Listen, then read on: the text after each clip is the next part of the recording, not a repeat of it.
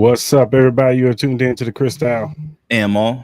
podcast, episode 173, Big Energy Monday. Hope everybody's having a good Monday. Whatever you're doing, you're at home, you're at work, whatever you're doing. We appreciate you tapping in with us this morning. If you're in the East Coast this afternoon, we appreciate you. If you listen on the playback, we appreciate you too. Hit the like button and leave a comment in the comment section too. We got a lot to get into: NBA stuff, NFL stuff, some music stuff. It's a full slate today, y'all. So buckle your seats because we got a big full episode today. But before we get into that, Ma, how you feeling, man? How you doing? Oh man, How was your weekend? Man, everything was good, man. Weekend was good, man. Had a good time at the concert, man. It was a really good time. The company I was with, really great time, man. So man, I can't complain, man. How you been, man? How was your last couple of days before your days off, man? How was work? It was cool. Well, work is work. With this stupid little poker tournament, but whatever. Oh, okay. All right. Some stuff going down yesterday in the bar, but whatever. What? No, a couple of employees going back and forth. It was kind of funny. Whatever. Oh, okay. Sounds like just another day already. Yeah, for sure. But all right, man, let's get into it. NBA. So what was it? Saturday? Friday? Yeah, it's Saturday. Saturday, the Pacers closed out their series with the Knicks, advancing to the NBA Finals, where the Oklahoma City Thunder are awaiting them. Mm-hmm. Now, this is while the Thunder franchise secured a title in 1979 as a Seattle Supersonics, they have yet to celebrate a championship as Oklahoma City Thunder. Mm-hmm. And the Pacers haven't won since they've been in the NBA. They won a couple titles when they were in the ABA in the 1970s. But this is the first time either franchise will be celebrated as a NBA champion thus far. So, how are you feeling about this series, sir? I know you voiced your opinion last Wednesday, and you can catch that clip on all of our social media. Mm-hmm. But how are you feeling now that you've kind of sat on it, seen it? What is your thoughts? I still feel the same way. I still think the Thunder are the better team. I still think the Thunder, if especially if the league continues to call the games where they allowed the teams to play defense, play physical defense, I think the Thunder should win this series with ease. You know what I mean? I think as far as matchup wise, I think the Thunder match up really, really well. They have switchability all across the board. Defensively, they're a way better team than what the Pacers have seen all playoffs. Offensively, they come in waves, with all the talent. Shea's been MVP of the playoffs. He's averaging 30-plus points. They don't turn the ball over like the New York Knicks do. They're a bigger team. Now, even after saying all this, I still think it's going to be an exciting NBA Finals because I think both of these teams are very watchable to the eye. As far as like on the TV screen, we see the Indiana Pacers. They move the ball fast-paced. Pascal Siakam has played amazing. I know there's been a lot of conversations on should he have won the Eastern Conference MVP over Tyrese Halliburton. I truly believe so because of the impact with Pascal. I get it. I know the engine runs as Tyrese Halliburton runs, but I think a lot of the big moments did come from Pascal Siakam. I think if you don't get a lot of those big time plays, key possessions where Pascal Siakam was able to take his opponent one-on-one and get those points, I don't think the Indiana Pacers win this series. You know what I mean? So I said I still think the Thunder win this series. I think the most I think I could see it go is maybe 6 games, but even then, I think the Thunder should win this easily. I think the Thunder and the Pacers will put up some good games, but that's just kind of like my overall feel of it right now. Obviously, a lot of things can change. You still got to play the games, man. Tyrese Halliburton and Pascal Siakam is going to have to play even better than what they performed in the Eastern Conference Finals if they want to have a legit shot to win the NBA championship. So them making this far, I don't think it's anything to sneeze after or look past it. Even if they were to lose this series, I think if the Thunder were to lose this series, I think it would be a way bigger disappointment than the Pacers. You know what I mean? I don't think the Pacers were expected to make it this far, especially how they started off the season. I get it. Since the All-Star break, they've been one of the better teams. But even with that, a lot of people still didn't have the Pacers making it to the NBA Finals. A lot of people had the Oklahoma City making it to the NBA Finals. And now with this matchup, the Thunder are going to be heavy favorites. So a lot of the pressure is on them. So I think the benefit of this series is the Pacers could play with a lot of freedom and don't have the expectations on being the champions. And then also you got to look at the coaching. I think a lot of people will probably side with Rick Carlisle as being a step above Mike Dagnall. Obviously, you know, Mac Dagnall, he's still a new coach. He's been doing an amazing job. You know, we got to see how those two minds match up as well. But I would feel that the initial reaction is a lot of people will have Rick Carlisle over Mike, but all that can change, man. Mike can really change the perception on him as a coach, and even though a lot of people do have him as one of the top coaches in the league, he can put himself in as far as like the categories of one of the better coaches that are in the league now, and maybe even put him in as, you know, maybe top 3 of coaches currently coaching right now if he is able to get his team to the championship. So NBA teams, you know, they should be very, very worried because, you know, OKC Thunder, they win this, you know, this could spell for, a repeat. You know what I mean? This team isn't going anywhere anytime soon. This team is young. They have all the assets to make this team even better if they choose to go that route. It's not like they really need to, but because we all assume that, all the experience that these young cats are getting right now, that's just only going to make them better. So especially if they're able to win the championship, they'll understand how to win championships, they'll understand the pace of the season and the playoffs. So it's scary times, man, but it's heading in that direction, man. So I can't wait though. I'm still excited to watch this series and watch this NBA Finals. What's your feelings? If the Pacers do win this series and get the championship, and Tyrese Halliburton has a great series, where does this put him amongst the players in the NBA? He easily is going to be a top 10 player. I think you easily got to do that. You can probably make the argument maybe pushing him into top 6, maybe top 5, because some of the players that are in the top haven't won a championship, even though you would still think they're better players like Ant Edwards and stuff like that. You still pick them. You would still pick him, them over Tyrese, but it would say a lot. Obviously, you know, him being a championship, you gotta, there's always been this perception that if you win a championship and you're the best player on your team, you're considered the best player in the league at that current moment in time. I wouldn't say that, but if he were able to do that, this would probably be one of the more surprising NBA champions as far as like who would win it. I wouldn't put them as like all-time a great team. I wouldn't compare them to like the Bulls. I wouldn't compare them to the Lakers. I wouldn't even compare them. Like, you would probably put them on the same level, I would assume, as like, how the Dallas Mavericks were the surprise team that won it. Even though I would probably still like that Dallas Mavericks team over this Indiana Pacers team, I would probably still choose that team. But you would probably put them in that kind of category, like the Toronto Raptors team and stuff like that. Even that team, had Pascal Siakam, Kawhi Leonard, Kyle Lowry. Like, you would probably choose that team over this Indiana Pacers team. So it will be one of the more eye-popping ones. I think it'll just be right place, right time situations. But at the end of the day, you would have nothing to do but to tip your cap to this team, man. It's been an amazing ride for them. But again, it's going to be tough. This Oklahoma City Thunder team is a team that they have not seen anything like of this whole year. And you got to think, obviously, earlier in the season, I think the Thunder did sweep the series. And Shea pretty much got whatever he wanted. I think he averaged over 30 points in that series. Tyrese Halliburton had some trouble. I think in the second game, he played a little bit better. Pascal Siakam, he's kind of hit or miss with that. But this is going to have to be a whole total effort from this Indiana Pacers team. Like, everybody's going to have to be clicking on cylinders.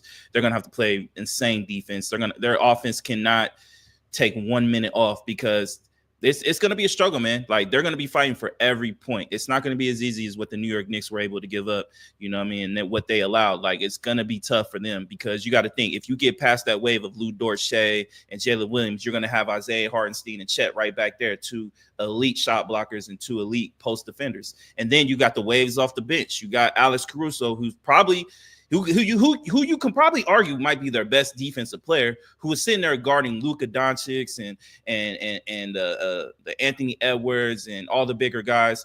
Like, he could easily be one of the best defender players. He's your sixth man. You know what I mean? You got Cason Wallace, who can easily be an all defensive team. You know what I mean? And he's not even talked about a lot. You still got Aaron Wiggins. You still got all those cats on that bench, and the waves that they're going to come with, they can run easily 10 to 11 deep, easily. You know what I mean? So it's going to be an interesting matchup. I'm very curious to see how Rick Carlisle is going to try to get Tyrese Halliburton that kind of open space, because Lou Dort's going to guard him from end to end.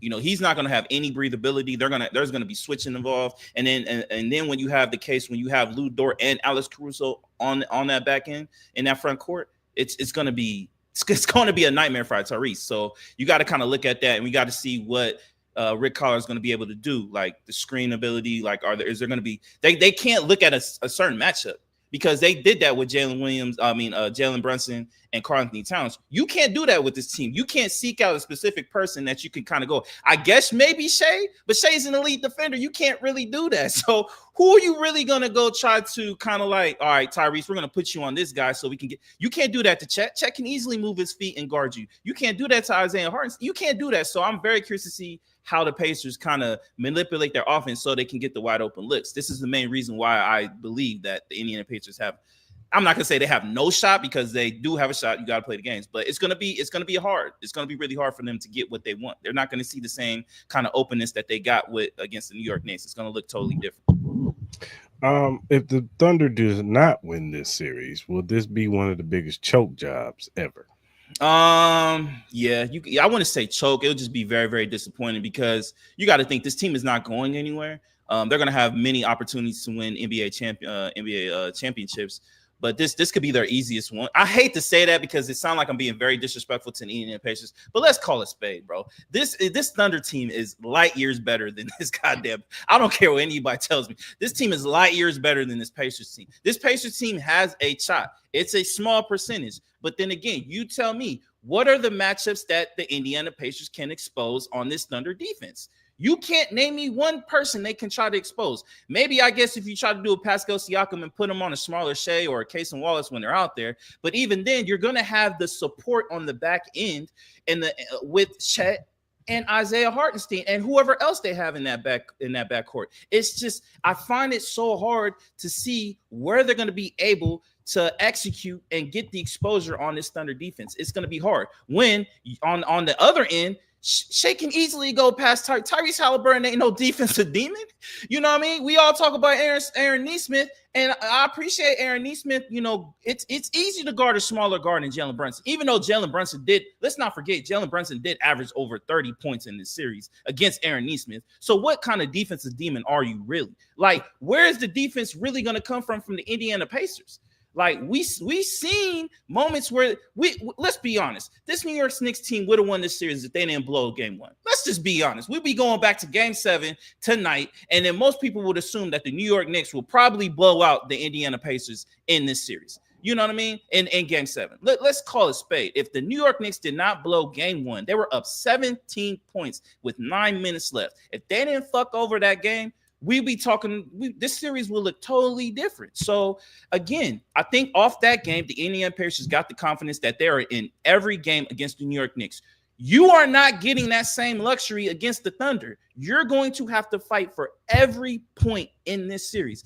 And can you consistently do that is the question. If the Pacers can consistently do that, we're getting a 7-game series. If they cannot, they're going home in 5. Let's just call it a spade. It is what it is.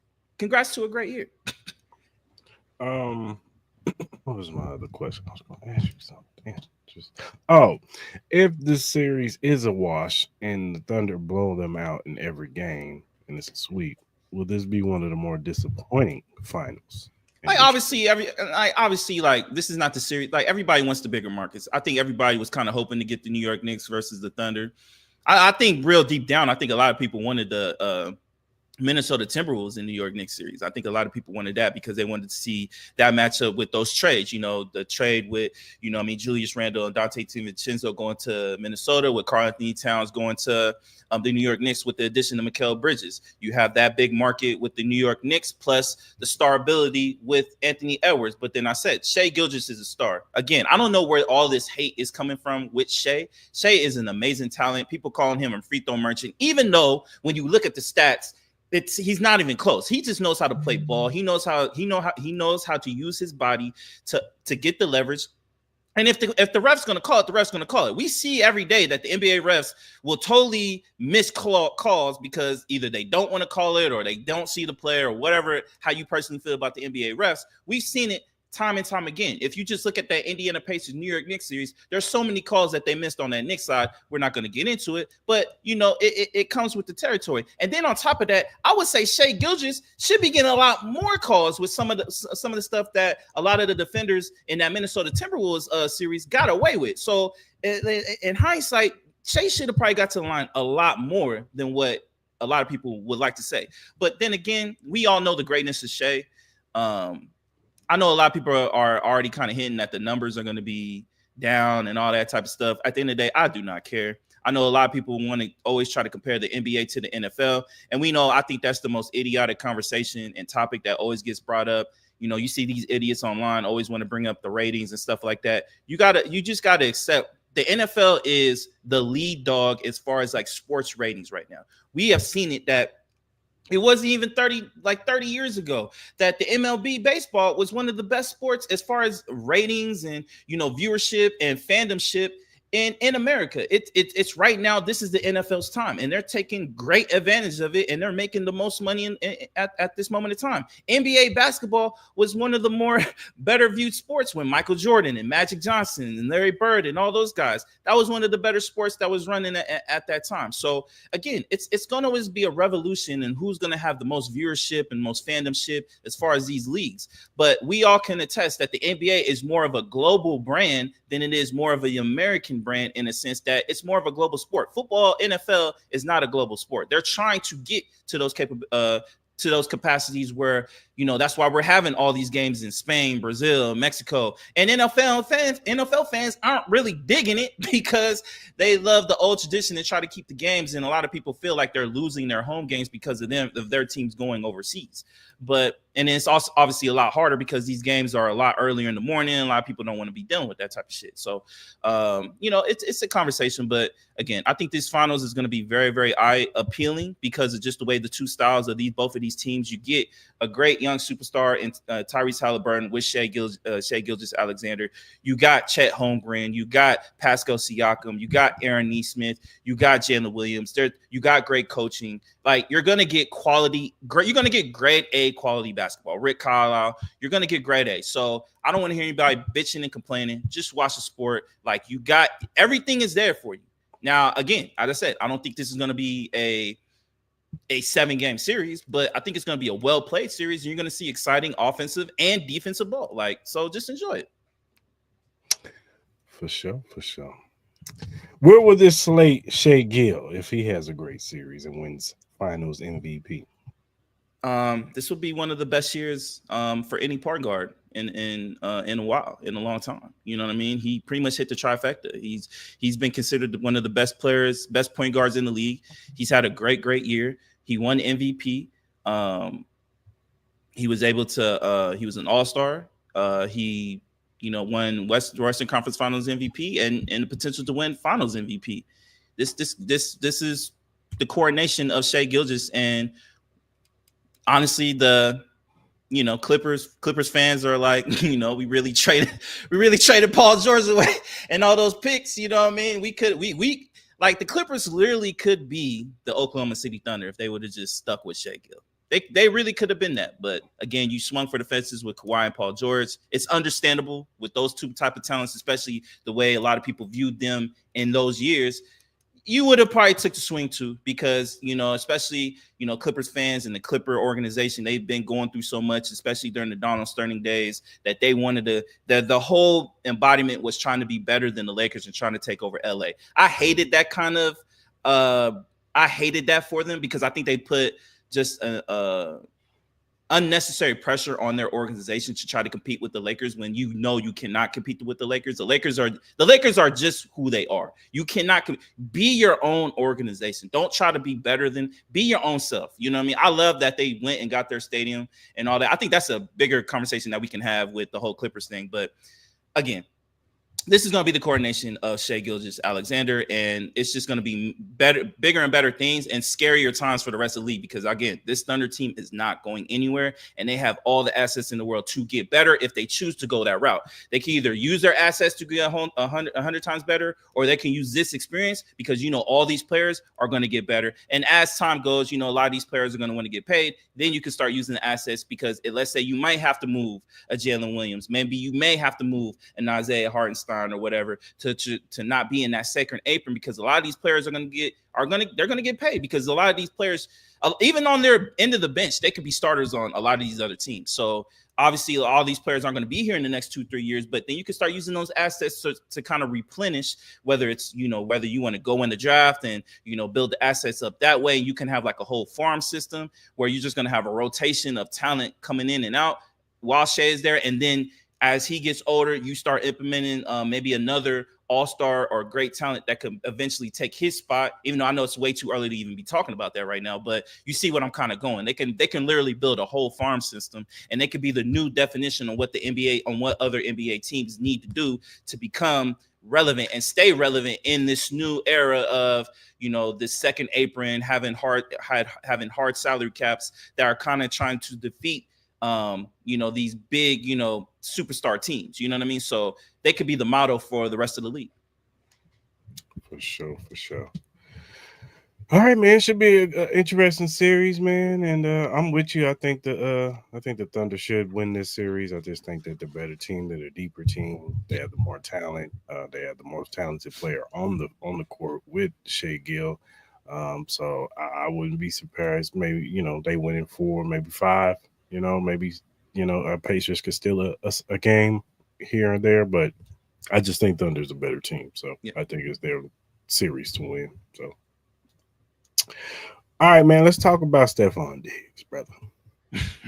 My man's having fun, man, and that's all right. Ain't nothing wrong with that. He's out there with Cardi B on the boat. Yeah. Having a little fun. But we all know how New England runs their. I know Bill Belichick ain't there no more, but Robert Kraft is still the owner. And you know how New England, how they run their organization over there. They don't like all that distraction and all that stuff. I don't really consider it a distraction, but whatever. They don't like all that. You know what I'm saying? So let's see. So there's speculation out there that Stefon Diggs could possibly be on the chopping block already after getting paid $25 million guaranteed. Mm-hmm. With the video servicing of Stefon Diggs with a bunch of women, he handed one of the women the substance, told them, "Hey man, take that, go have fun." There's speculation of what that substance is. Is it, it's a little white powder? Is it, what they call it, pink cocaine? Was it pink cocaine or something like that? Something else, maybe a little edibles, whatever. You know what I'm saying? Mike Vrabel, he addressed it saying, the decisions, I made better decisions in the offseason. We spoke. I'm not going to get into whatever me and him spoke about, but whatever. But Scott Zolak of 98.5, the Sports Hub, I think he's the play-by-play commentator too for the Patriots. So he's tapped in with the organization, and he said that there's he came on the show saying yesterday with the opinion, not an opinion, but the knowledge that is on the table, that is being thought of, and it's not just the boat. It's not just the boat. There are some other things that I've heard that put things in question. So there might be some other stuff that Stefon has done. Now, he was at OTAs today. So we got to keep that in mind. He was there at voluntary OTAs today. So how are you feeling about this? Is this a bunch of nothing? Is this something to look at? I hate, what was that guy who made the quote about there could be more things? Scott Zolak. Scott Zolak. I hate when people do that shit. Just say what it is. Because at the end of the day, you're like, you leaving this, out in the open where you can, people can just assume anything. At the end of the day, just say what it is. If just say it. Like, oh, it's him. He's not showing up to this. You know what I mean? He's missing meetings. He's not showing up on time. Whatever it is. At the end of the day, like, I think they're making a big deal out of nothing. I think if there's anything, maybe the pink cocaine situation, like that's something you don't want to show on video. I think that was probably more of the idiotic things. At the end of the day, they knew who they were signing. I think Stefon Diggs gets a bad rap. I think he's a great teammate. I think a lot of people do appreciate what he brings to that sideline. You know, he was a big proponent to that Texans team. You know, I mean, he was playing great ball before he had an unfortunate accident with his knee. He tore it, but he was one of the more consistent players on that team next to Nico Collins. Where, you know, even with all the issues that they had on that offensive line, you still had like, all right, you know, if they get, you know, some kind of rhythm on that offensive line, that defense obviously was getting better as the year was going on. You just never knew with that Texas team. You would always give them a shot. I just think with all the devastating injuries that they had on that offensive side, I think that's what really killed them. And I think you would probably agree to that too. I just think he gets a bad rap, man. I know a lot of people are always hanging on the whole situation with what happened with Buffalo. I think there are more issues in that locker room than we could have assumed, especially with that Bills team. And I know a lot of people are always going to side with Josh Allen, but, you know, I think maybe Josh Allen maybe has some that, you know, I think he wasn't pure in the whole situation. I'll say that. I think he could have did some things a lot better as well. But yeah, man, I think Mike Vrabel needs to be careful. You're not Bill Belichick. Don't try to keep doing this Bill Belichick Patriots way type bullshit. I think you need to allow these men to be men. At the same time, they gotta understand he's with a superstar girlfriend with Cardi B. He's gonna be on the screen a lot more than what the rest of these receivers are. I think for the most part, Stefon Diggs is usually in the background. You don't really, besides him doing a couple like, you know, fashion shows or whatever, he don't really be out there like that as far as like putting himself like on IG lives and stuff like that. He's not really that type of person. I don't put him on the same category as a Tyreek Hill or anything like that. But yeah, I think it's a lot to do with nothing minus the whole, you know, handing. I don't know what it was. Allegedly, it was, you know, some drugs and all that. If that's the case, I think that's something you need to call him about. Like, yo, like you can't be doing that shit. You know, you're still, you know, you're part of a new organization. You want to be implemented. You're in a new locker room. You want to kind of implement yourself. You don't want to kind of like alienate yourself from the crew. And, you know, I'm glad he's there at OTAs. I think he's gearing up. It seems like he's healthy with that knee and stuff like that. I expect this team to be interesting. I'm not going to say they're going to make the playoffs or anything like that. I think they have a lot of talent. I think this defense could be a top 5 defense with all the talent that they have. This offense is always going to it's only going to depend on Drake May at the end of the day. So, yeah, I think it's bigger than what it needs to be. Just, you know, and, you know, say what you got to say to him, get to the point, and then make this situation go forward, because lingering it and having these people keep continuously talking about this whole Stefon Diggs thing, it could create more issues than what really need to be there. Yeah, I agree. I'm with you, man. All these coaches that try to calibrate the whole Belichick way and all that stuff only work when you have Tom Brady. Yeah. You know what I'm saying? At the end of the day, that's what it came down to. Yeah. It only works when you have Tom Brady to be able to implement those type of rules, and when you're winning. When you're losing, that stuff goes out the window. The players, they weren't there for that. So, No. and look, Vrabel's a good coach. He did a lot of good things with the Tennessee Titans. Unfortunately, he just didn't have the quarterback to get him over the hump. So, and I expect Vrabel to get this team in shape. And like I said, Drake May, he's got, you know, he showed some flashes last year. You got to get some weapons around him, which they did. Stefon Diggs, we'll see how he looks at 32, coming off a knee injury. And we'll see how some of the younger talent that they've drafted last year and this year, how they could step up. And they got the running back from Ohio State. We'll see if he can get into this offense and booster it. But yeah, man, I think it's a bunch of nothing. Like you said, maybe the whole, you know, drug situation. We don't know. I don't know if it was cocaine or not, but yeah, whatever, it's alleged. It's alleged. whatever it was, you gotta just move a little bit smarter, Stefan. Yeah, and sure. you know, don't put that stuff out there, camera. You know these anything with Cardi B and is gonna get filmed, especially if it's a party. So you're gonna be in the spotlight a lot more. So you're gonna have to just move a little differently and just be careful. That's all. Yeah. No, I agree. All right, man. So you went to the Kendrick Lamar concert on Saturday, brother. I did. Yeah, I did. So let us know, man. First of all, give us a play-by. You ain't gotta give us a full play-by-play, but give us a play-by-play of your day, and then, you know, of the concert and everything, the energy, everything. Obviously, obviously the build up is always an amazing thing. You know what I mean? I was definitely excited to go to the show. We got there honestly, we got there right on time. We got there, we're able to walk through. We probably got to the bar right as Kendrick got on. We started hearing him. He opened up with whacked out murals. Got there, the whole place was completely sold out. You can feel the energy, like from top to bottom. I know there's always been conversations that like he really sold out. Like that place was completely packed. It was definitely an entertaining concert. I really enjoyed myself. I said he did whacked out mirrors, gobble up. His first act. It's kind of like they went back and forth. Like Kendrick did a set, then SZA would come out. They'll do a little something together, and then SZA will have her whole set. Kendrick will come out. They did over 50 songs. It was really really good. I would say the only thing, I love SZA, but I would say I probably would have preferred it that like SZA opened and then Kendrick would have just did his set. I get it. Both of them had long sets, but you could kind of tell as the concert was going on that it was kind of like you had highs and lows because it's just the type of music that it was. Like you'll start off with the highs, like you'll go in like the first act, you had whacked out mural, squabble up, King Kunta, Element, then TV off. Then you go from that to SZA with 30 for 30, which is a great song, very upbeat. Then you go to Love Galore, Broken Clocks, then The Weeknd. All great songs, but then it's just kind of like the energy's going up and down, up and down. And I can understand the conversations of, I've heard that from like the Joe Budden podcast and some other podcasts, and some other people went to the show, where it's just kind of like it kind of fucks with your energy in a sense, you know what I mean? Like you go on this high with, these high beats and fast paced raps and stuff like that to now you go into this calmness of the SZA and all that. And it's kind of getting you got something for the men, you got something for the ladies, which all the ladies when SZA was out, they were loving it. They were loving it. So it bothered me just a little bit with certain songs, but for the most part, I loved the SZA set.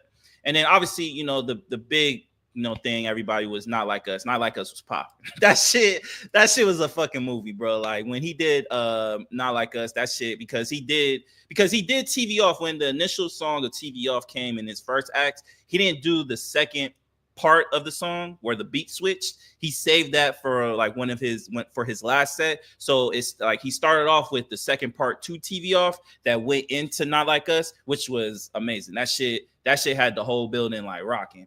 And then there was a moment where Kendrick and SZA, they were out. I think it was for the song, I want to say it was for Love. They did. I was glad they did Doves in the Wind. I was kind of worried they weren't going to do Doves in the Wind. I love Doves in the Wind. I love that song from SZA. But when they did Love, everybody had their cameras out with the light on. That shit was dope. Like the whole fucking arena did that. That shit was a cool ass moment.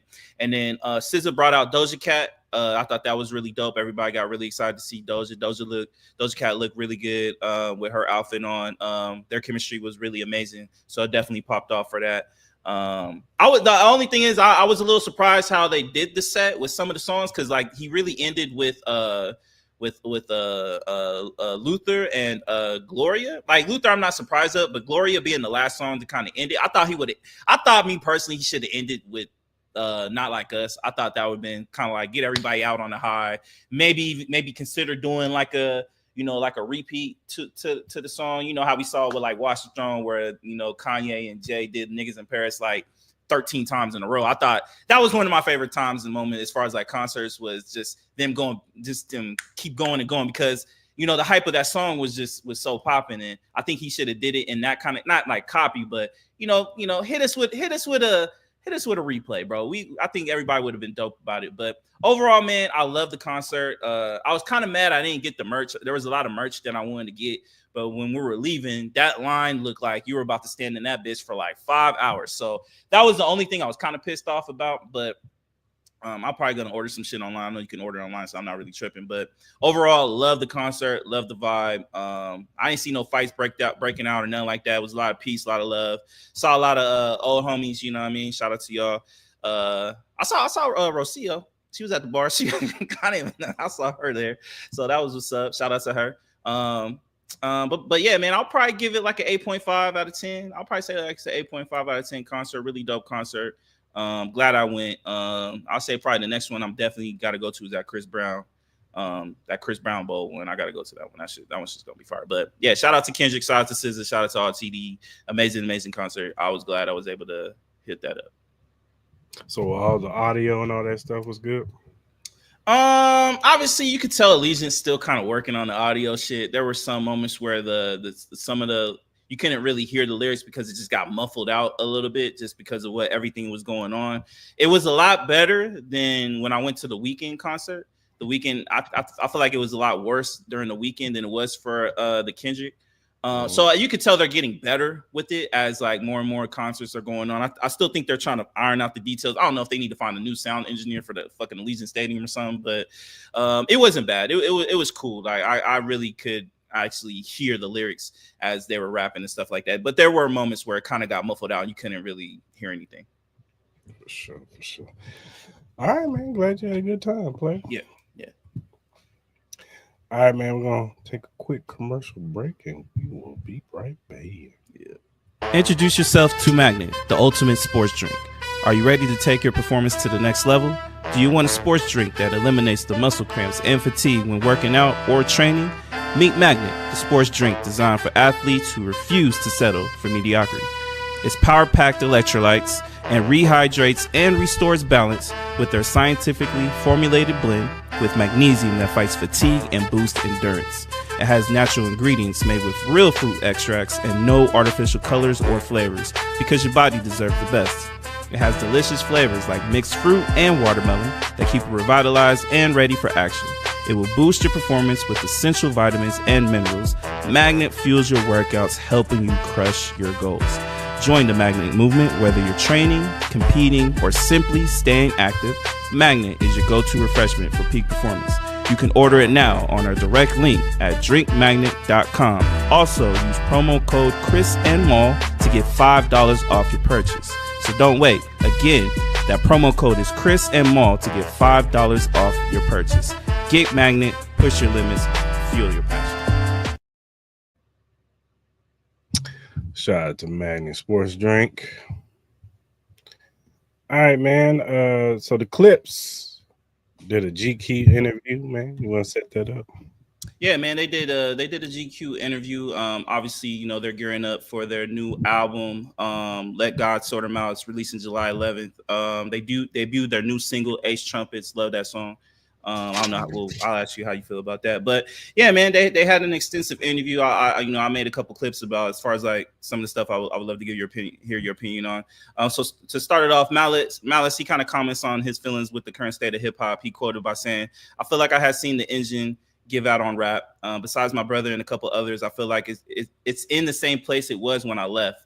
Pusha cites that while he's very widely of Griselda's rapper Stove God Cooks, who appears on the album as one of his favorites and agrees with his brother.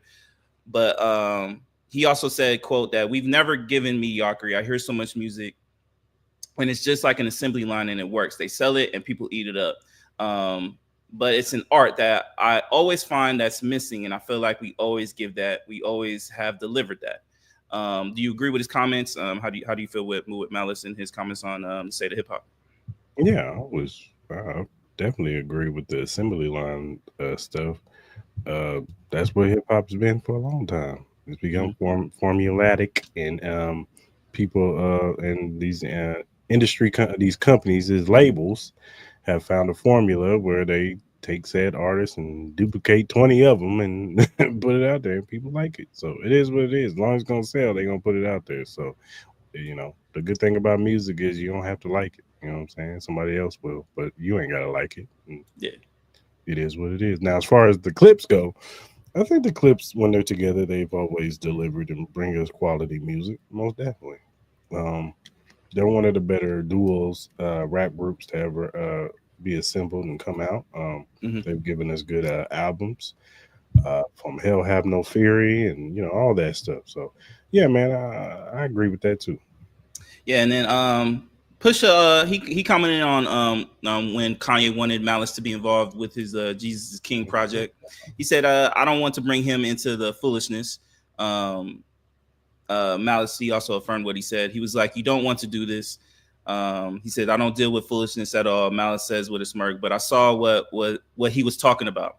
As frustrating as the experience was, it served a crucial spark for the reunion. It yielded the first official New Clips track and used this gospel, but the sessions were even more fruitful than fans realized. The brothers have revealed they wrote to the Follow God beat before Kanye snatched it back for the Jesus is King.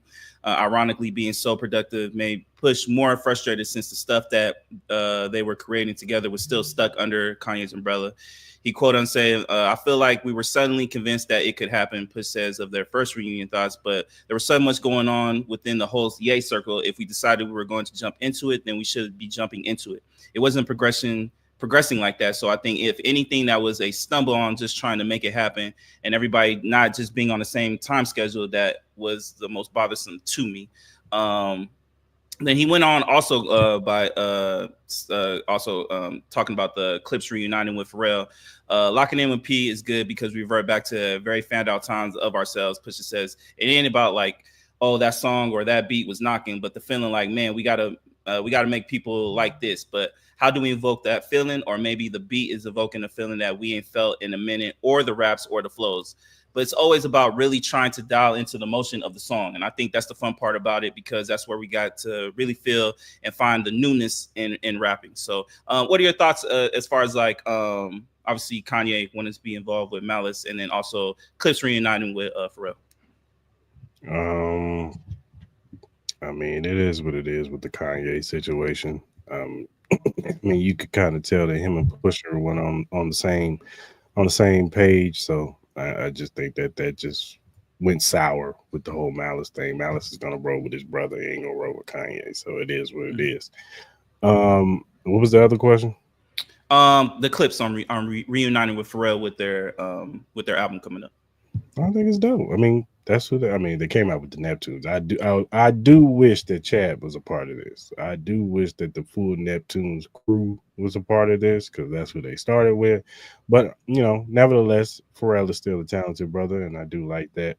They're reuniting with them. That's when you make your best stuff is with the producers that brought you out, because they know you the best. You know what I'm saying? They know what sounds good for you, what kind of beats you like, and creatively, you guys can bounce off each other, and y'all just know each other. So, Yeah, yeah, I feel. And then Pusha T, he also commented on the criticism that Malice has more emotional substance in his lyrics. He quoted by saying, "I really dabbled with the criticism in my solo career a lot." He admits, and eventually I gave up. I can only be who I am, and I used to try to be conscious of that, what people might be missing from what they got from the clips, and I tried to make twists and turns through my verses, but it only works the way for you. The purest version of you is you. And yeah, that's it. And that's it. But listen, I heard those comments. I heard them. And every time I felt like, damn, they just miss Gene. What are your thoughts about, his overall thought process on the criticism that, his brother, has more emotional substance in his lyrics? this is Pusher talking. Yeah, Pusha's talking. Yeah, Pusha was talking about because he always got criticism about obviously that Malice is the better rapper. Malice has more emotional substance in his lyrics. Like people feel him more than what Pusha T brings to the table. I disagree with that. I think Pusha puts emotion into his music, and you feel what he's saying. Yeah, I know he raps about coke raps. That's just his thing. You know what I'm saying? That's what that's what he did. You know what I'm saying? And he's gonna rap it, but you feel him. You know what I'm saying? It's not like you don't feel him. And as far as Malice goes, that's what makes a group dope. You know what I'm saying? That's why you like Outkast, because Andre and Big Boy, they have different avenues. They're great in their own right, but they sound so different from each other. You know what I'm saying? The thing about Malice and Pusha, they actually, their voices sound similar but different, but similar, but they bring something different. You know what I'm saying? Malice was more so of a the storyteller, and the guy who could give you a story. Pusha T was more of the lyrical guy. You know what I'm saying? He had bars. He can give you a story too, but he was more of the lyrical guy. So I think they meshed well together, and they bring something great together. That's what makes them a great group. So yeah. They also talked about in an interview about everybody was anticipating this album to come out last summer. They talked about it. Pusha says that they felt confident, proud, and assured of themselves when they presented the music to Def Jam. The label loved what they heard, except for Kendrick Lamar's guest verse on the thunderous Chains and Whips, the final version of the song that Pharrell teased at his first Louis Vuitton runway show. I know there's clips of that going on around. And the song Pusha says was the first to come out of their sessions. But after the summer of beef between their two biggest artists that resulted in a still ongoing lawsuit from Drake, Def Jam's parent company, UMG, blanched at the antagonistic optics of two of Drake's biggest enemies linking on wax. Pusha calls their apprehension stupid, primarily because none of the bars in Kendrick's otherwise excellent verse could really be perceived as a shot or even subliminal. It does, however, contain the stellar line, "Therapy taught me how to open up." It also showed me I don't give a fuck. They wanted me to ask Kendrick to censor his verse, which of course I was never doing, he explains. And then they wanted me to take the record off. And so after a month of not doing so, Steve Golly, the lawyer of their over there, was like, we'll just drop the clips, but that can't work because I'm still there solo. But if you let us all go, quoted by saying, sure enough, Def Jam eventually agreed to release the clips and drop Pusha as a solo artist, freeing the duo up to shop for a new home with the finished Clips album and plenty more music in their pockets. Ultimately, Pusha says the endeavor was gratifying. It felt good to even see how other labels were buying for the project. Now, as they teased last week with the picture in front of the labels playing insignia, they've ended up at Jay-Z's Rock Nation, where they feel fully supported, energized, and I think that synergy just in rap in a rap sense is going to speak volumes, Pusha says, of the partnership with Jay-Z and Rock Nation. So what are your thoughts about the whole delay, how Def Jam handled the whole situation and all that? Nah, man, that's just music business. You know what I'm saying? That's gonna happen.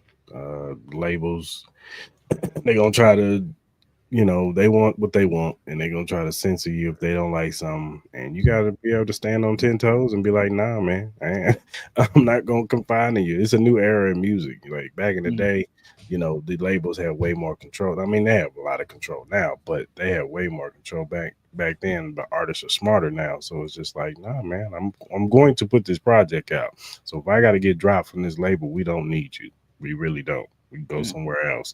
We know people want us. They want to sign us. And as you can see, Rock Nation, Jay-Z signed them. So good on Push, good on the clips. You know what I'm saying? I'm happy for them. I'm happy they're in a space where they're happy at a label that really wants to help them and push them. Jay-Z's going to make sure that they get pushed out there like they should be. So, and the rollout is showing you that. You know what I'm saying? They're having a great rollout. And I'm excited for the album. Do you think we get a Jay-Z verse? Do you think this? I wouldn't be surprised. Yeah. I actually like the pairing with them being with Rock Nation. I think it was an idiotic move from Def Jam. You know what I mean? Like, there's only so many great artists, and we all know Clips is they're one of the best rap groups of all time. So I think it's a fumble on their part, but that's just me. And then last but not least, Pusha, he kind of finally reveals his relationship with Kanye currently. He quote by saying, yeah, we made some great shit. We made some great shit, bro. We did, Pusha acknowledged. But let me tell you something. He's a genius, and his intuition is even more genius level, right? But that's why me and him don't get along, because he sees through my fakeness with him. He knows I don't think he's a man. He knows it. And that's why we can't build with each other no more. That's why me and him don't click, because he knows what I really, really think of him. He showed me the weakest sides of him, and he knows how I think of weak people, quote unquote. What are your thoughts on this? I'm sure we're not surprised, but what's your overall feeling about Pusha and Kanye's relationship? I mean, I'm not surprised. Kanye always burns bridges with people that he's close to. I mean, that's just what Kanye do. He does it for headlines. He thinks that shit is cool for whatever reason. You know what I'm saying? I don't know what's going on in Kanye's mind, but he likes to burn bridges with the people that are close to him. He burned bridges with Jay-Z. He's burned bridges with Kid Cudi. He's burned bridges with everybody. Rhyme Fest, like you name it, he's burned bridges. So it is what it is. Yeah, man. It sucks because I thought the pairing of Pusha and Kanye was very magical. Obviously Kanye's story it's one of the saddest, angry stories. You know what I mean? Just because of the potential and how He's everybody Jim viewed Jones out of that Kanye. one. Huh? was telling Joe, leave Jim Jones out of that. Damn. Jim Jones is nowhere near Pusha T. Get that the fuck out of here. Yeah, he's His, nowhere near it, but I his, fuck with Jim. I fuck with Jim. his best album was written by Max B. Let's just call it for what it is. Anyway, go ahead. But well, obviously, did you hear their new single? And if you have, what are your thoughts initially about their new single? Um, and how you feel about it? I think it was a good track. You know what I'm saying? It's a good little appetizer to set you up for the album. You know what I'm saying? Am I sitting up here like jumping out my seat for it? No, but you know what I'm saying? It was a dope album. It was a dope track. It was good. You know what I'm saying? How you think Malice sounds? You It think sounds Malice sounds good. like old Malice? You think people should feel more comfortable about what they can expect from Malice on this project?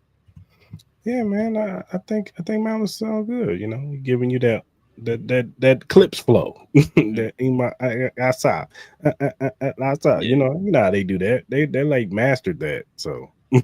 so I think he sound good. And I like I it. love the track. I love the track. I Mhm. love clips. I mean, this is one of my favorite groups of all time. I'm super excited. I was really feeling the Ace Trumpets song. So, man, obviously they commented more about some other things on the GQ interview. I suggest everybody go read it. It's definitely a great read for sure. Shout out to Clips, man. I'm excited for it. And again, the album comes out July 11th. For sure, for sure. All right, man. Let's do our bet U.S. Surefire picks, man. Yeah, let's do it.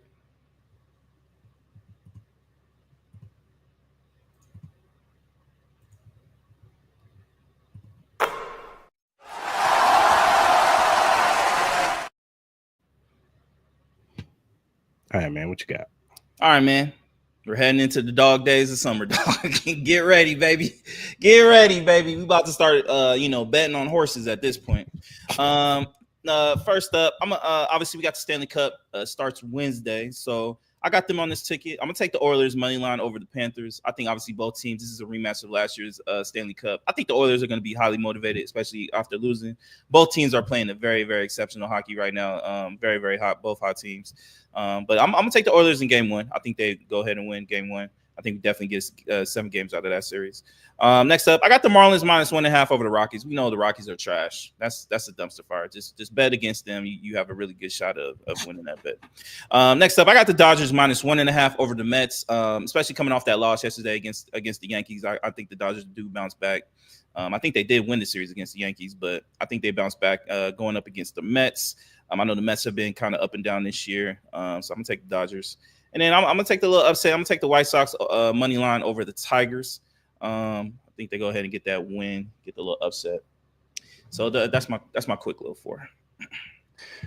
Uh, Give me the Thunder -9 over the Pacers. I just think in that first game they gonna come out smoking and ready to go fresh. You know what I'm saying? I know they're gonna be a little rusty, but I think they're gonna be ready to go because they want that chip. So, Mhm. and then I'm taking the Dodgers over the Mets, and I got the Tigers over the White Sox because the Tigers are playing really good.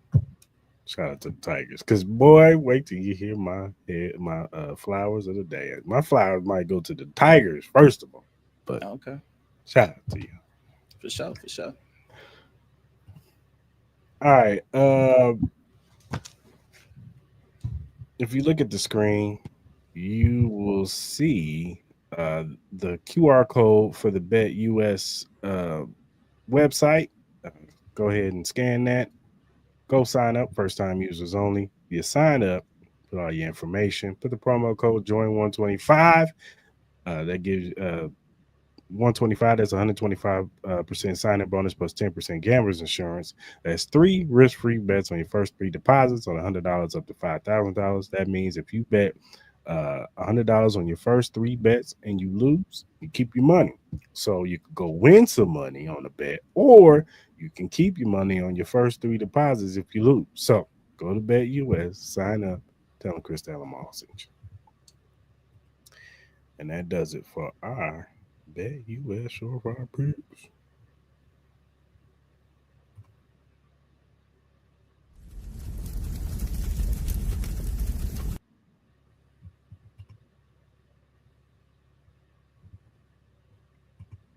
I'm already, Joe, we're going to talk about that later. We're going to talk about that later, Joe. we gonna talk about that later. All right, man. We're doing the blind ranking game. What's this, man? What you trying to do to me, man? Yeah, man. So, yeah, we got a blind ranking game. I really wanted to do this. I thought this would be a really good one. Let me see. So, we're gonna do a blind ranking game of the goat list. You know what I mean? So, we're gonna do a blind ranking game of all the goats in all the sports, my man. Read some random names, and then I want you to place them where you believe they will fit in this goat ranking list. I think this is gonna be fun because my man is gonna be stressed the fuck out. So, sir, are you ready? Are you ready? Go ahead, man. All right, first name. First name we got up. We got Simone Biles, the great Simone Biles. Where would you put her on this? How you doing this, man? Hey, man, it is what it is, my boy. Where you got? What you got? Put her at 10, man. Damn, you gonna put her all the way at 10? Hey, Simone, that's crazy. No. Take that back. All right. Put her at 6. 6? Okay. All right. Simone Biles at 6. All right. Next up. All right. We got Michael Phelps, the great swimmer, the great Olympian. Some consider the greatest Olympian of all time. Where do you have him at? You could put him at 3. 3? Okay. Mm-hmm. All right, next up, we have Lionel Messi, one of the greatest soccer players in the world. Where do you have him at? I put him at 5. 5?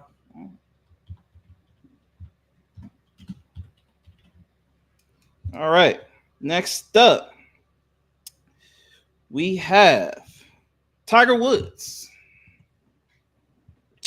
Tiger. Oof. Put him at number 2. Number 2. Okay.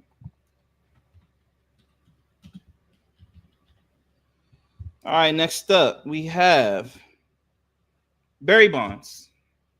Barry. Oof. I gotta put him at 7. 7? Okay.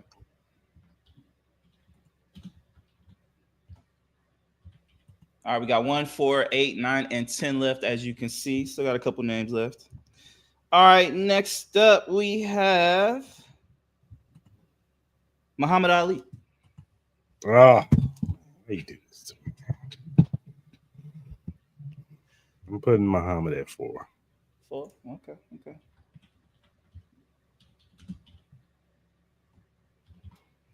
All right, got 1, 8, 9, and 10 left. All right, next up, we have Usain Bolt.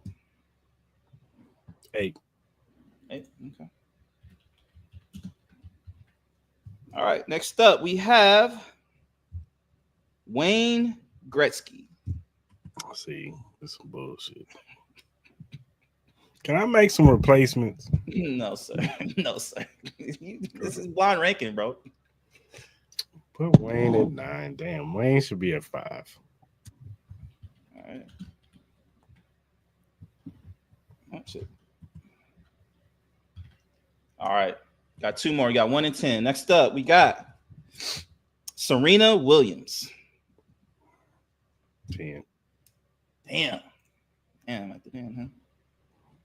All right. And then last but not least, we have Michael Jordan. Number 1. All right. I would put Serena where Simone is. I would put Wayne at 5.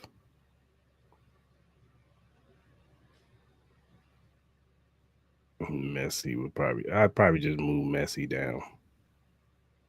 Dang, you would literally put the greatest soccer player in the world down to where? Because I'm putting Wayne Gretzky. I'm sorry. I'm putting Wayne Gretzky over Messi. For real? Sorry.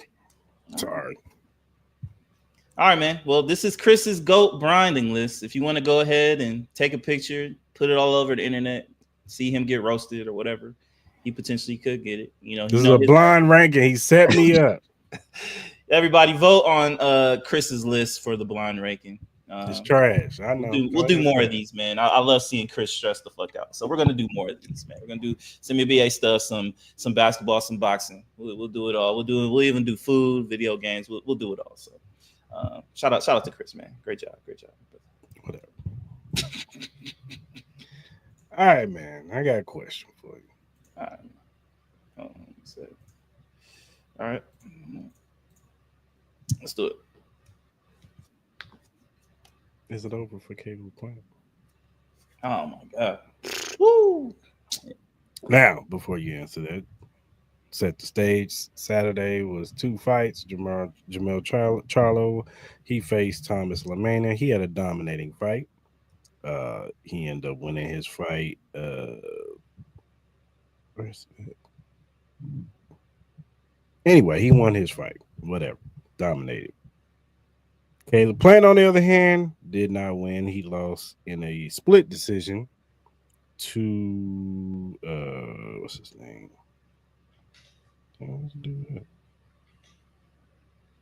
Armando Resendez. He faced him. And early in the fight, Caleb Plant looked good, but in the later, as the fight went on, Armando started getting shots off in the head and started hurting Caleb a little bit, and it didn't look too good for Caleb. He ended up losing in the split decision. I think it was unanimous win. I thought the kid was handling him probably from round 7 on. But yeah, it just Caleb just looked like he was out of it. Once he started feeling that punch of power, he looked like he wasn't himself. So do you feel like this is over? Do you feel like he needs to try one more time? What is your thoughts? I did see the highlights. Obviously, I wasn't able to watch the fight because I was at the concert, but it was really disappointing because obviously the expectation was for Plant to fight Charlo. I think even Charlo came out, I think, in his presser and said, he fumbled it, but I think he was still open to fighting Plant because obviously of the hate that they have towards one another. I think majority of people will probably still want to see that fight to a degree, but just because of all the shit talking. But yeah, man, it was a truly disappointing performance from Caleb. I know he ended up saying like he hurt his hand or something like that. I think fighters need to stop using that excuse after they get their ass whipped all the time. But at the end of the day, it's just this is what happens when you take a long layoff. Like I think that his last fight was September or something like that. But I don't know, man. It's not looking good. Obviously, he's taken a lot of beatings with Canelo, Benavidez. Those are like some brutal fights, which can take a lot out of you. You know what I mean? Like he did stand on his own. I think in the initial fights, he started off pretty strong in both of those fights, but then he just kind of wore out as the fights went on because of just the brutality of a lot of those punches that he was receiving, and he's just getting worn out. So I don't know. He's getting at that age where I think it's kind of getting to the point where he can kind of teeter one way or the other. I'm not going to say this is the end of him just yet, but it's not looking good. It's not looking good for him. He didn't look really good at all. We're going to have to see the bounce back. So will that be Charlo? Will Charlo give him that fight and that opportunity to do that? That's on him.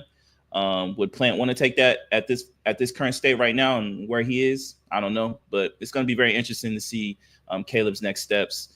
And hopefully he can get back in the ring as soon as he can, because I think he needs to kind of get his rhythm back and also his confidence. Yeah, it was very disappointing loss from Plant. Shout out to Charlo for doing his thing.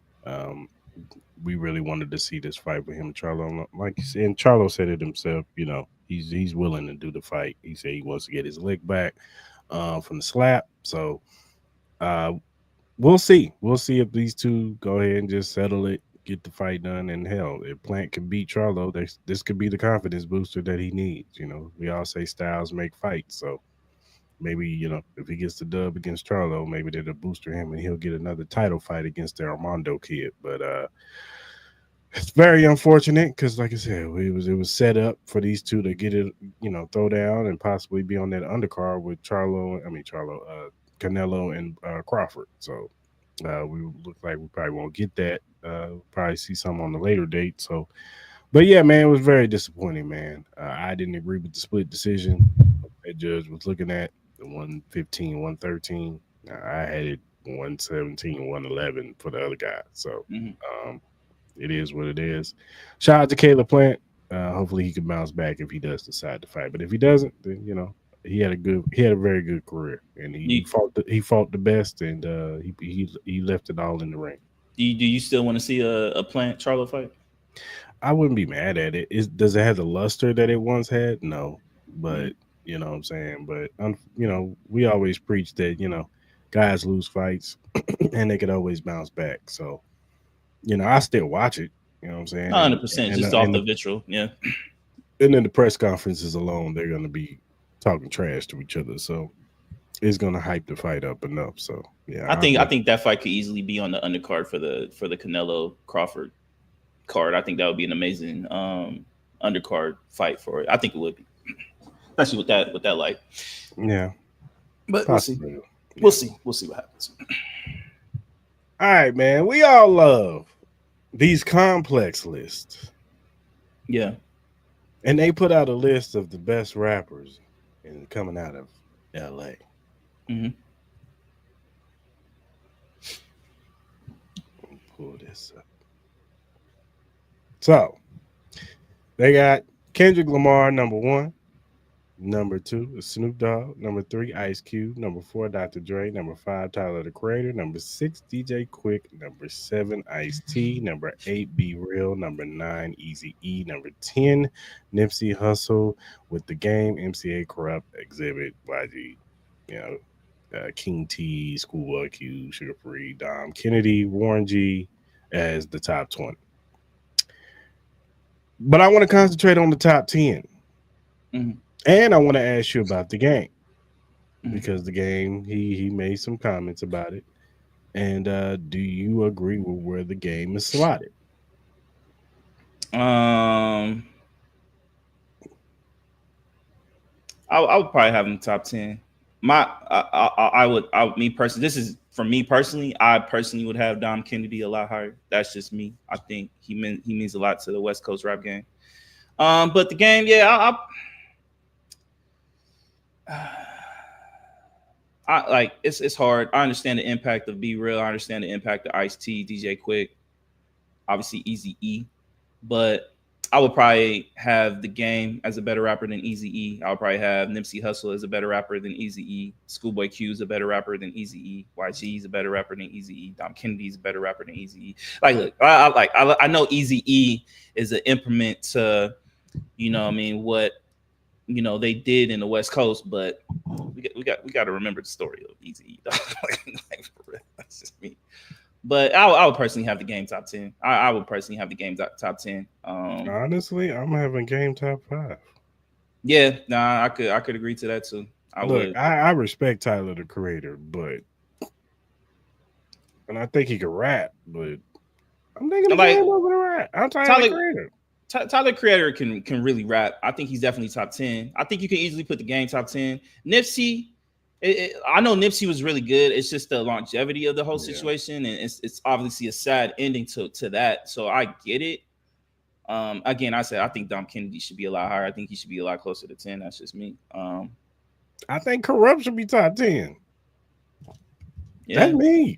You can honestly even put YG a lot higher, a little bit higher. Honestly, you probably could, but YG guy, but I hear you. You could, yeah, you could. But I'm cool with Kendrick at 1 because his impact now and even before now, like Kendrick has exceeded any expectations of any what he's done as an artist. Is he's still one of the top greatest artists to ever you've seen it yourself. He's selling out arenas. So I'm cool with Kendrick at 1. Snoop at 2. I mean, everybody knows who Snoop Dogg is. Like, there's not one soul doesn't know who Snoop Dogg is. Mm-hmm. Same thing with Ice Cube. Mm-hmm. Like, Ice Cube has become a household name.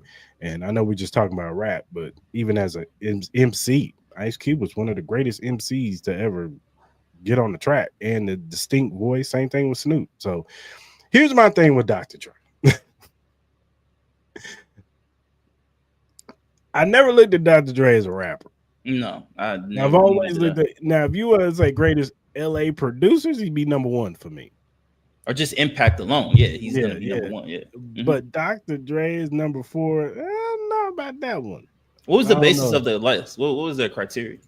I think it said impact, Let me see. discography, or something like that. Oh yeah, it says skill as a hip hop artist, strength of catalog, and commercial impact and lasting influence. So when you put all those three together, do you think it fits? Yeah, With I mean, Dr. I Dre? get it. I kind of figured that's why they put Dr. Dre in there. But if you're gonna do that, then the game should be in top 5. His discography is one of the better. Yeah. People don't Mainstream, look, mainstream, and mixtape. Yeah, for like sure. I get like Game be on some bullshit and he be doing some funny style shit, Mhm. and then he do some corny shit sometimes. But as a artist, not just as a rapper is just that's. But Pac, let's just be real, Joe. Pac came from New York, and he moved to Oakland. This is an LA list. He moved to Oakland. E40's from Oakland. That's Bay Area. Brother Lynch is from Sacktown. That's not LA. So this is a LA exclusive list. Yeah. Like I'm cool with DJ Quick at 6. His impact as a rapper and as a producer. Easy should be lower, bro. Sugar free bet raps. Well, you know what? I lied. Yeah, because of the impact and all that. I get why he's You top gotta 10. put. I see why he's easy. Sugar Free is a better rapper than Easy though. Honestly, a lot of these cats are better rappers than Easy. Yeah, but Sugar Free is. But Sugar Free's he's not mainstream enough. he's not mainstream. I keep thinking about just rapping. I gotta put all the totality of everything together. So. But I get Ice-T, but I would have him lower on the list. I get it. I get his impact, but I would have Ice-T lower. I think Vince Staples should be a little higher. I think I would personally have him over Earl Sweatshirt, MC Ren, maybe Warren G. Maybe I would have Warren G higher. You would have Warren G higher. Mm-hmm. His impact. Yeah, but how in depth was his catalog though? I mean, he had a couple albums. His more stuff is more production though. Well, yeah, so. But I would definitely have Corrupt higher. Oh yeah, Corrupt. I think Corrupt should be a little bit higher. Yeah, for sure. Lyrically, he's one of the better West Coast artists. Yeah, he's had some good albums. I think if Nipsey was still alive, I think he could have easily made it top 5. If Nipsey was still alive, I think if he put out probably 1-2 more projects, like Victory Lap.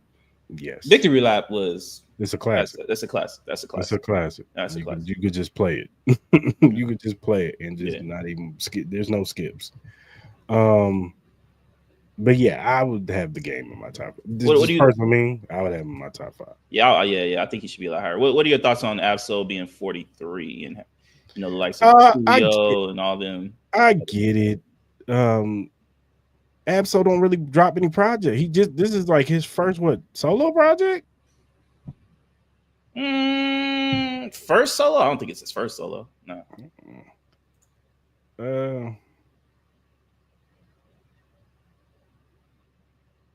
Because it's a LA list. It's not a Bay Area list. It's just a list amongst LA rappers. I'm sure they're gonna do a Bay Area one, and E40 gonna be on. Did they already do a Bay Area list? Did they do a Bay Area? I could have swore they did a Bay Area one. They might have, but this I thought we talked about it. You can't add Bay Area on there if it's a LA list. That's true. That's true. But it shows the depth of LA rappers, though. You know what I'm saying? Like, no, it's a lot of greats. A lot of greats. Shout out to Merge. Shout out to Tash from the Alcoholics. Mm-hmm. Mac 10, of course. Daz. Mm-hmm. Tiger got hits now. Now he do. He got a lot of club hits for sure. Like club hits, with club hits, Tiger probably ranks as one of the better ones from LA for sure. Club hits for sure. Raz Kaz, J Rock, Roddy Ricch. J Rock. Hey, look, I'm gonna be real with y'all. J Rock might be in the top 20. Yeah, I think he should be ahead of Roddy Rich. I think J-Rock should be ahead of Roddy Rich. And I think J-Rock might be close to top 15 if you really want to be real. Like, J-Rock don't have bad projects. And he gets better in every project that he does. Like, the last project he put out, the forgot the name of that one. That was in heavy rotation. No, that one was good. So, and he have something coming out this year? I think so. I think he's working on some stuff. But yeah, some of these people, some, you know, Complex, we love you, but we don't. Yeah, put my man Dom higher, bro. His impact on the West Coast it's felt all over from South to New York. A lot of people fuck with Dom, man. I think he should be a lot higher. That's me. All right, man.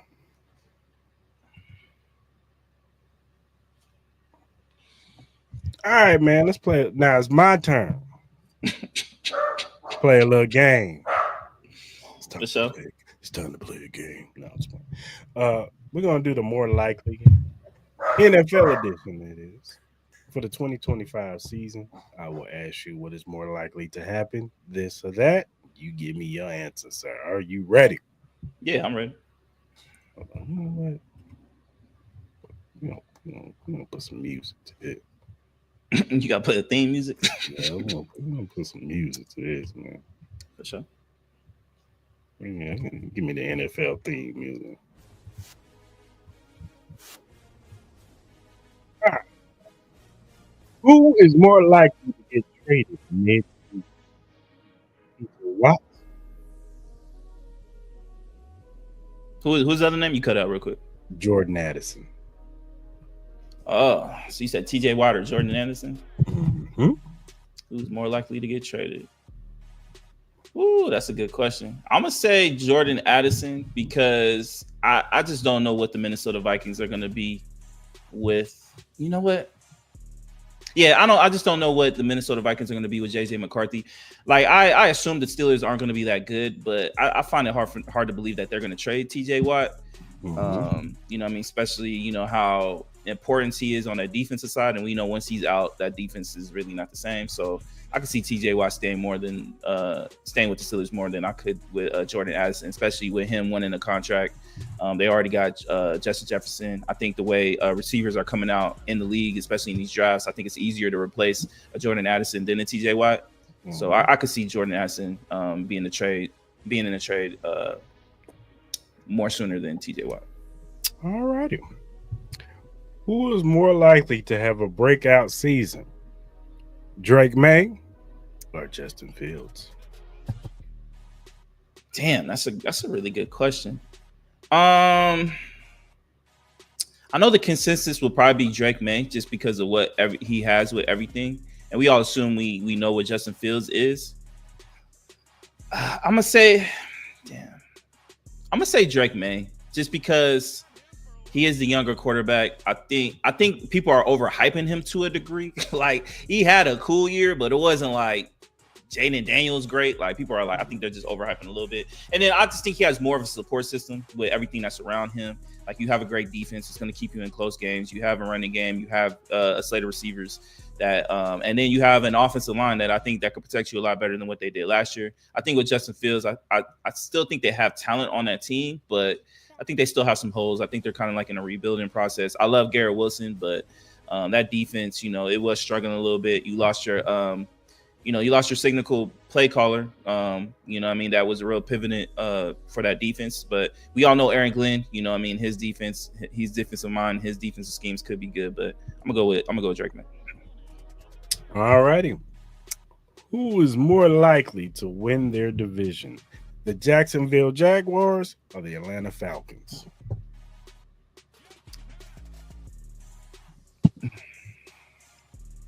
I'm going Jacksonville because that division is just still doesn't appease me. Now I get you got the Texans with CJ Stroud. That's probably their only real competition. You would assume the Colts should be better. Like, they have talent on that team, but it all comes down to Anthony Richardson and what they can do.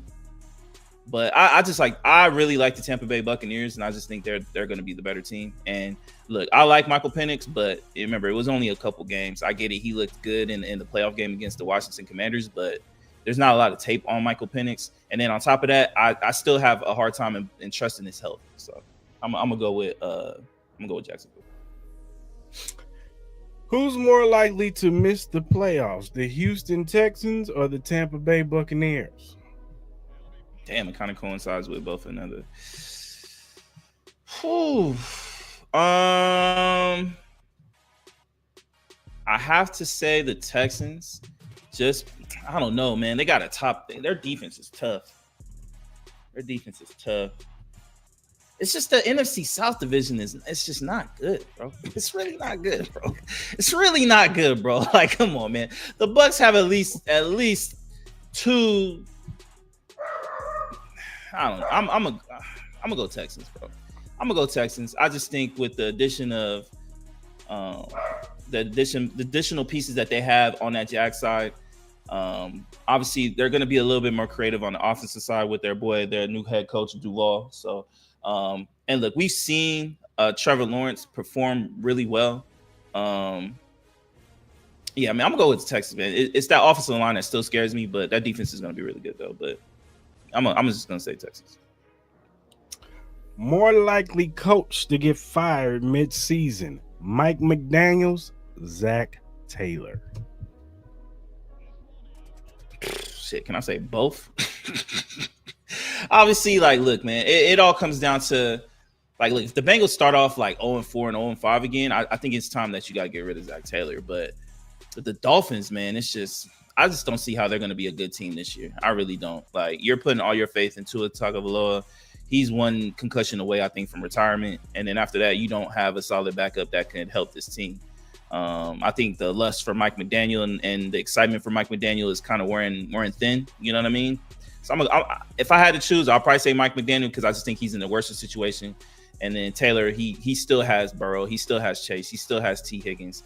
Obviously, they need to figure out the Henderson part, and that defense is going to be god awful. But at least with Burrow, you have a fighting chance. I'll trust Burrow more than Tua. So, more likely to be a surprise wild card team: the Carolina Panthers or your Las Vegas Raiders? Come on, baby, what you talking about, man? It's my Las Vegas Raiders, boy. Come on, man. What y'all talking about, bro? You know, come on, man. It's gonna be my Raiders. Even though y'all know me, I've been bigging up this Panthers team. I've been bigging up Bryce Young and all that. I love Bryce Young. I really like Bryce Young. Kareem, man. No one asked you, bro. Don't put the Panthers, bro. Go ahead and erase that, my boy. It's the Raiders, bro. It's the Raiders, man. I'm always gonna pick my Raiders, man. We're gonna be the surprise team. We're gonna upset. I said we're not even scared of the Chiefs. We beat y'all before with worse talent.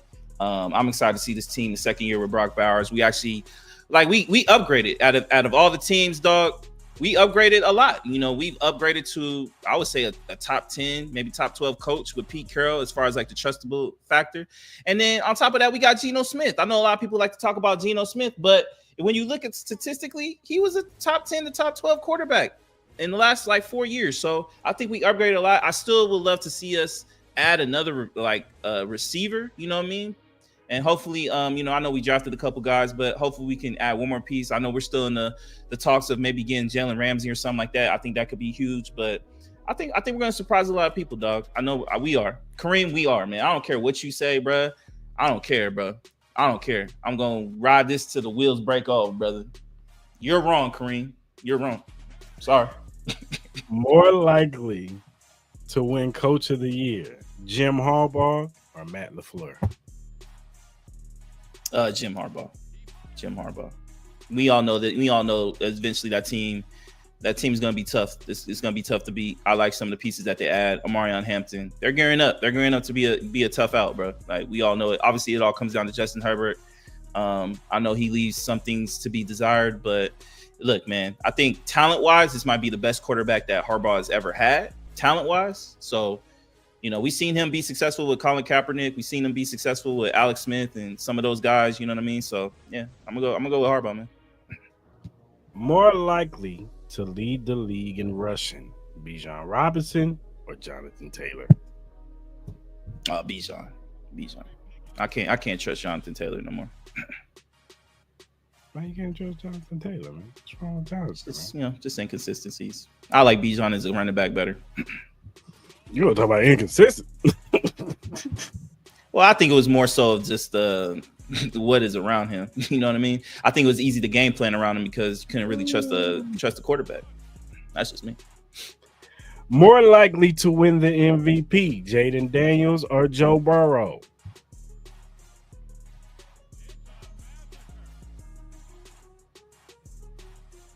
I'm gonna go with Jaden Daniels. I know it's a lot, you know what I mean, but Lamar Jackson was able to win in his second year, so why can't Jaden? You know what I mean? I think it's a possibility. They're set up to be very successful this year. You know, they've added a lot of depth on the offensive side. They added Deebo Samuel. They Shut you up, know, yeah. Huh? What do you say? No, he talking about me because we didn't want Bijan Robinson a couple of years ago when he was drafted at 31. No, 32, whatever. Jaden. Okay. And last but not least, more likely to make the Super Bowl, the Baltimore Ravens or the Detroit Lions? I'm gonna go Baltimore, just because of the consistency in what they have. Sooner or later, man, Lamar, they got to get over the hump, bro. They got to. And then on top of that, we just don't know what the Detroit Lions are going to look like with them losing their offensive coordinator and their defensive coordinator. I think that's huge. You know what I mean? So we got to see how it looks. I think they're still ultra talented, but we got to see how the play calling is going to be, defensive play calling. Ben Johnson was a big key of that. Just how that motor ran. You know what I mean? We've seen Jared Goff had bad years, especially when he had to go through a transitional year with offensive coordinators. You know what I mean? He built a lot of belief. So we got to see what's up. So I would say the Baltimore Ravens. All righty, man. That does it for the more likely game.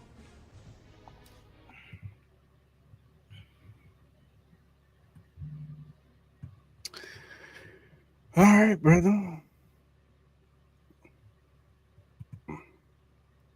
I like the way you think, Josh.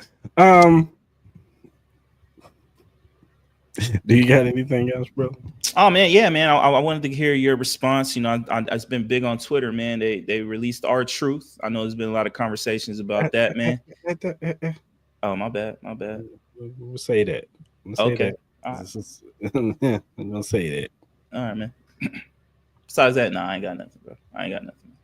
I do have something. I have more so of a correction that we messed up on last week. Okay. What's that?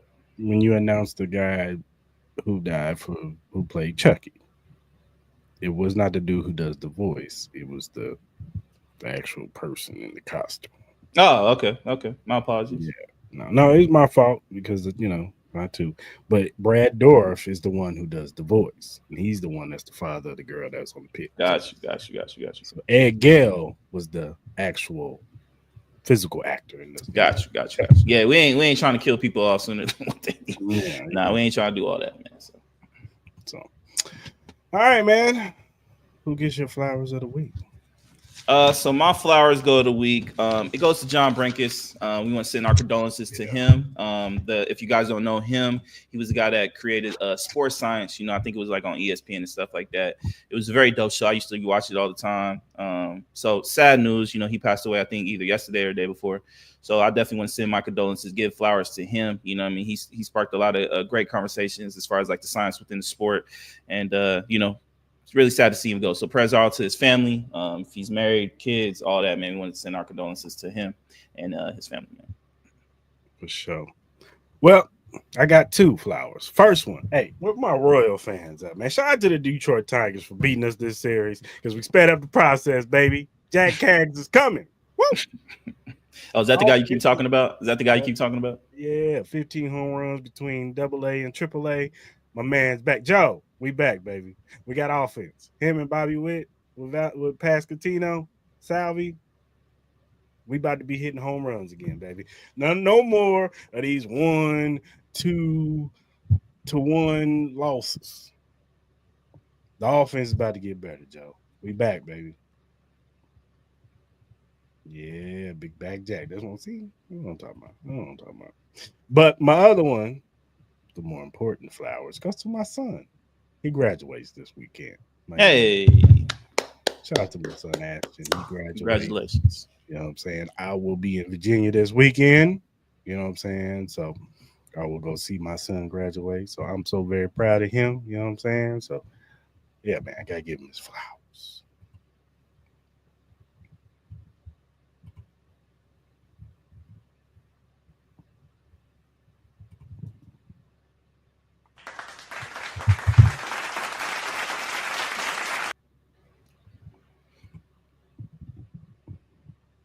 All right, man. Who gets your hell now? So my hell now goes to Zion Williams. Like, look, man, he's been accused of rape and physical abuse allegations. Again, these are allegations. We do not know if it's true.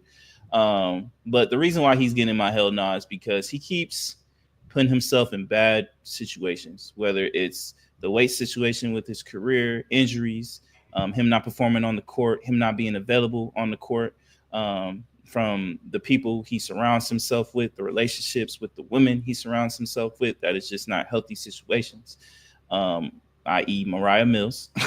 But look, man, it's just another example of Zion, whether it's true or not, that is just, it's always a bad light on him. It's probably one of the more sadder careers that we have seen, especially with all the hype that he's been, dealing with. So I hope it's not true, because I think this could be really, really damning for his career and his projection. I know a lot of people are still holding out hope that he can be this player that we all hope that he could be. Like, he shows signs, like, especially, I've seen him many times against my Lakers and stuff like that. But at the end of the day, man, it's still just not a good look, man, with everything that's been going on in your career, man. So I definitely got to give you a hell no, man. You got to be better at putting yourself in better situations, better surroundings, being better professional, man. It's something you got to do, bro, for real. Yeah, man. Yeah, that's disgusting. Disgusting. Listen here, Kareem. Listen here, my brother. No, I'm not getting a hell no for that. I'm a believer in my team, brother. I'm a believer in my team. And like, look, man, would you expect me to be any other way? Like, for real, dog. Like, come on, man. What are we doing, man? Come on. How do I get a hell no for being a believer in my team, bro? Kareem. Like, come on, man. Come on, man. Be better, bro. Like, come on. I like you, bro. I like you, bro. Appreciate you, man. No, he's just I know he's getting. I know he's doing. I know he's doing. Maybe, you know what I mean? I know. But I gotta say, like, come on, man. Come on, man. All right, man.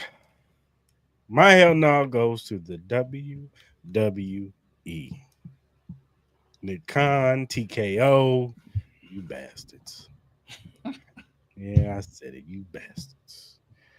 Now, we all know that my man R-Truth just faced John Cena in the Saturday night main event. He ended up taking the L, but he was in a little storyline. And, he's on SmackDown with my man Big Jim Uso. They had a little thing going on, and we thinking R-Truth about to get some playtime. We all know that R-Truth is the comic relief of WWE. He brings all the comedy, and he's really good at it. He's really, really good at what he does, and he's a good talent in the ring. For somebody his age, man's like 50-some years old, and the man still moves like he's 25. So for him to do the stuff that he does is really amazing. But yesterday, he comes out and says, I am sorry to inform you all, I just got released from the WWE. I want to thank WWE for the ride, but mostly I want to thank each and every one of you who are along for the ride. Thank you for all the love, support, and appreciation you have given me over the years. Thank you. Now, this came as a big shocker because this was early in the morning. Like, I'm walking into work, I'm about to clock in, and I look down at my phone and it's like, what? Now, R-Truth, you think it's, all right, is this a work? But no, it was true. All his stuff has been removed. And yeah, it was just, I don't know what they're doing over there. And I think this is more of a TKO move. I think that they saw that man's contract and was like, we're not signing him to that no more. And so I think they just came to the realization we're just gonna have to release him. We all know, like, a couple weeks ago they made some releases to some of the superstars. So sometimes the WWE likes to clean house. And also word that Carlito is going to be released in a couple of weeks too. So he will no longer be with the WWE, and his situation is messed up because he's talking about in his post that they're talking about they want some money back. So that's even more messed up. So shout out to R True, man. I'm sure he'll, I would love to see him. I wouldn't mind him in AEW, and it would actually be a great bit. Would be him going to AEW and still thinking he's in WWE, and he calling everybody. He's looking around like looking for Triple H and all that stuff. So I Mhm. think that would be a funny bit for him. But I wouldn't mind seeing him at AEW. I wouldn't mind seeing him going back to TNA. He had one of his better runs was when he was in TNA. When he was Ron the Truth Killings, and he Mhm. on like a champion. That was some of his best work. So I wouldn't mind him going back to TNA and doing some work. I wouldn't mind that at all. I think he would be good for TNA. And the crazy part about it is that TNA and WWE, they own TNA right now. So but I can see him going to TNA. I can see him going to AEW, and I can just see him just doing his own thing. You know what I'm saying? Maybe he doesn't do wrestling no more. Maybe he just does a podcast. Maybe he just does content. But whatever our Truth's gonna do, man, I wish him the best. And WWE, man, sucks. You think there's an opportunity of him coming back in the future? Maybe on an alumni deal. Um, I mean, I'm sure they'll bring him back because he's definitely going to be a future Hall of Famer. Hmm. He'll definitely be a Hall of Famer. He's come a long way. You know what I'm saying? To where Truth is now to what he was. And then his journey, like I said, when he went to TNA and built his character up and became like a legit champion, like I think our Truth, he'll definitely be back sometime, but I don't know if he'll be back as in-ring talent. But With all the obviously there, it seems like WWE is getting a lot of backlash, from current wrestlers to, obviously fans. Like, do you think that could put a little bit of pressure on them, maybe to bring him back sooner, a little bit sooner, maybe not in the same role, but maybe just still be involved with certain things? no, because I think this is no longer a family-owned business. This is TKO. And the way they're making decisions, not just with these releases, but just some of the storyline. And we've talked about it, but the whole Rock situation with selling the soul, Hmm. that was a TKO decision. So They how are were, you feeling? How are you feeling with the? We've been how long it's been since the TKO thing? How's the overall uh, perception so far? I Early. mean, look, it's cool. Is good. It's, I would say, 70-30, maybe even, yeah, 70-30, Hmm. because Triple H is in control of creative for the most part, and so the storylines have gotten better. There are some things that be left desired, and you can't please everybody. You just can't. And Hmm. when you're booking so many superstars, it's just hard to, get make everybody happy, especially the fan base. You know what I'm saying? You'll push one person, and these set of fans will be like, "Oh, he sucked or she sucked. I don't want her. I want him. I want her." You know what I'm saying? So you ain't gonna please everybody, but at the same time, I do think TKO has messed some things up. It's storyline wise, just some of the superstars and some of the releases, some of the guys who are getting put, not getting the booster that they deserve. And is it light years better than Vince McMahon? Yes, because Vince just did what he wanted, and he was just booking some BS. But yeah, TKO. When you get these companies that really may not understand wrestling, they maybe just understand business, you're gonna get this. You know what I'm saying? Like TKO, yeah, they're in the sports business. They know, they understand UFC. They're about to get into boxing too. That's different though, because there's really, like, yeah, you'll have your storylines as far as competitors going against each other, but this is a scripted show Hmm. where the winners are already determined. Like there's no, mystery or anything. Maybe mystery to the fan, but people in the back already know who's going over, who's not going over. So this is a different world for them. The fan base is a little bit more rabid because, and look, this is a deeper conversation we could have later at a later date as far as the IWC, uh, complaining about everything that's going on with booking and everything. We gotta have a deeper conversation with that because now fans have way more access than what we had as kids. When we were kids, unless you was in the forums and all that stuff, you wasn't really tapped in on what's going on and all the behind the scenes. But we have so much access on behind the scenes, not just through WWE, but podcast and people telling us stuff. And no, nothing kayfabe is over now, so guys are not keeping the men and women don't keep up their characters no more off screen. Like 1 minute you'll see Jay Uso and Gunther about to face each other and hate each other, and then you'll see them on the show drinking a beer. Mm-hmm. You know what I'm saying? Like it's just, now we all know it's fake, and that's fine. But it's no longer like the aura and the allure of wrestling, where it's like, oh, Shawn Michaels, the Undertaker, oh, he's walking in the airport. You know what I'm saying? Like Yeah. when he's got Paul Bear with the urn with him, and you know what I'm saying? Like that's no more. Them days is over. You know what I'm saying? Like so, we have way more access, so people are going to complain. And they're gonna be like, I wanted to be booked this way, and then this person's like, I wanted to be booked that way, and it's just like, there's way more complaints. But as far as back to the R-Truth situation, it's an unfortunate situation. Shout out to R-Truth, man. I hope, I'm sure he'll bounce back on his feet for sure. But still, WWE, you get my hell no all the week.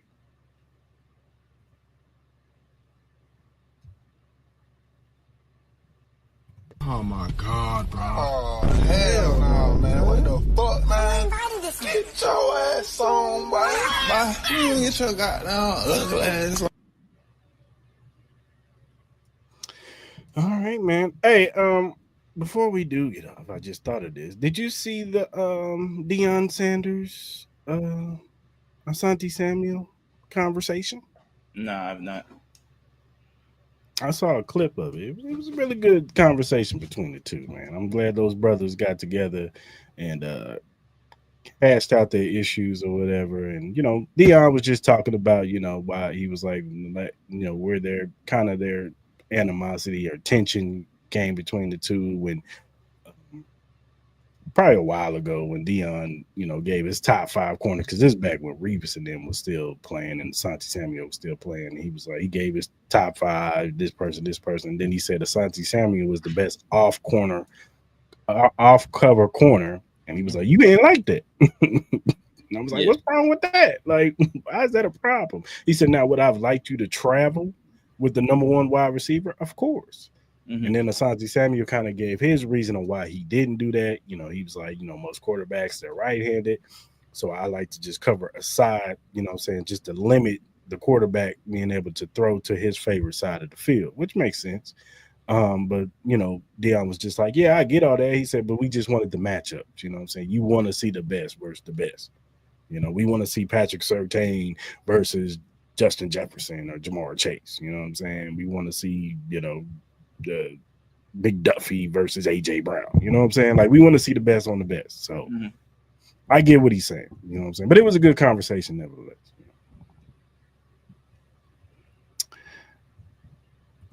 All right, good people. If you look at the screen, after I just shitted on the WWE.